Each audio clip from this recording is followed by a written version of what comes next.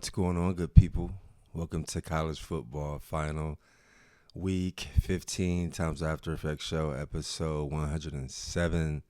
Championship week has came and left us. So y'all know how we do. Let's just dive right in.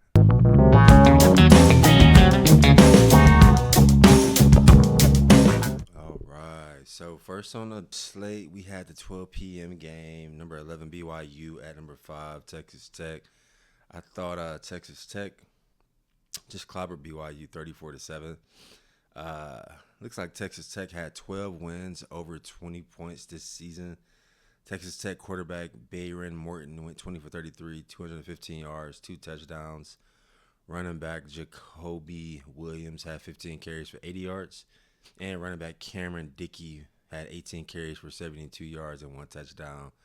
Just massive domination. This game was not close. BYU really couldn't do anything on offense. Texas Tech completely dominated this game. So I'm almost positive that Texas Tech will be a top 4 selection in the college football playoff, but they dominated. Let's move on to the 4 p.m. game. Number 4 Georgia versus number 10 Alabama. Georgia was able to pull out with this win, 28-7. Coming into the game, Heisman candidate Ty Simpson had thrown for 3,056 yards, 25 touchdowns, 4 interceptions, averaging 254.7 yards a game. But Ty Simpson, not to say he didn't play well, but just Alabama as a whole, they just did not have it during this game. They really couldn't move the ball. Georgia dominated on offense, defense, and special teams. Quarterback Gunnar Stockton went 20 for 26, 156 yards and 3 touchdowns. So he only had 6 incompletions. While he didn't throw for a lot of yards, he had 3 touchdowns. He just super duper efficient. Quarterback Ty Simpson went 19 for 39, 212 yards, 1 touchdown, 1 interception. Like I said, Alabama only scored 7 points. Alabama, strength of schedule. I believe they're number 1 with strength of schedule, playing some really tough teams this season. But yesterday on Championship Saturday, they just didn't have it. They couldn't move the ball, couldn't really do anything on offense. I really thought UGA dominated, and I also thought they tackled well. Like I said, Alabama couldn't move the ball. I saw UGA block the punt. I want to say, what was that, in the second quarter? And they also dominated the time of possession. They had the ball for 36 minutes and 52 seconds versus Alabama having it 23 minutes and 8 seconds. And I'm not sure if this is true, but I think I saw Alabama had -3 rushing yards. So that's a true testament to UGA's defense. But, man, the tough schedule that Alabama played this year, for them to only have -3 yards in the SEC championship, that's just unheard of. You would think they would be ready to show up a lot more than that. So, man, shout out to UGA. They dominated in this game. I think they kind of had, a little extra motivation since Alabama went into Athens, GA, and gave them their only loss of the season and won earlier in the season. So, I think they definitely came into this SEC championship just, a little more ready to go and wanting their get-backs, right? So, yeah, shout out to UGA. They dominated.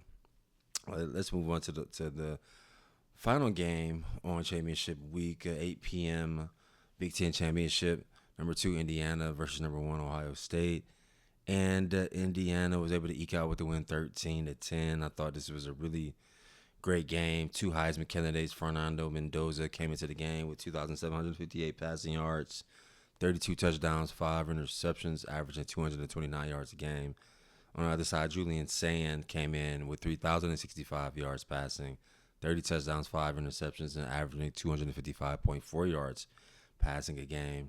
I'm really interested to know if Ohio State had made that 27-yard field goal attempt in the fourth quarter. I think with about 2 or 3 minutes left, would this game have went in overtime, or would Indiana have driven down and kicked another field goal or scored a touchdown to win?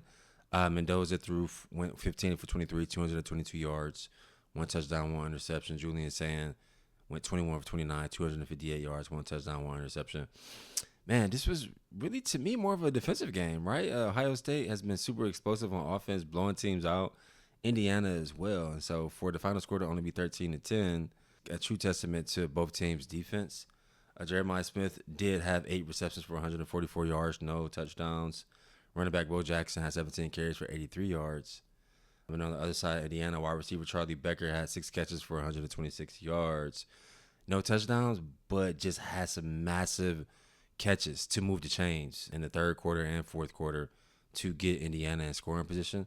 So, I mean, I think Indiana's story and Indiana's team is just a true testament to head coach Kirk Gagnetti. Now, currently, Indiana is the only undefeated team in the entire college football. And I think Indiana, Ohio State will swap, right? Indiana will go up to 1, Ohio State will go up to 2. It's their only loss of the season, and they lost to the number 1 team in the country by a field goal. Man, if their field goal kicker can make a chip shot at 27 yards, you never know what direction that game will go in, man. But I just thought this was a really good game to watch.